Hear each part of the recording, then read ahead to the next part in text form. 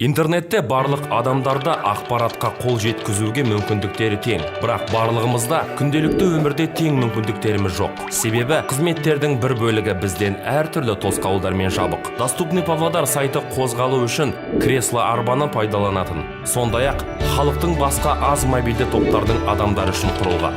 Доступный Павлодар сайты бұл бағдаршам жүйесі бойынша жұмыс істейтін. Қолжетімділік белгілерімен белгіленген қалалық объектілер мен қызметтердің электронды картасы. Сайтта өздігінен жаңа объектілерді қосу және тосқауылсыз орта туралы өзекті ақпаратпен танысу мүмкіндігі қарастырылған.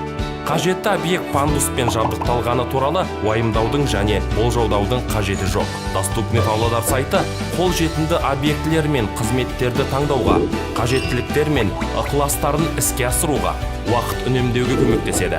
Сондай-ақ жаңа мүмкіндіктерді аша отырып, өміріңізді жарқын және оқиғаға толы етеді. Доступный Павлодар сайты өз мүмкіндіктеріңді кеңейді.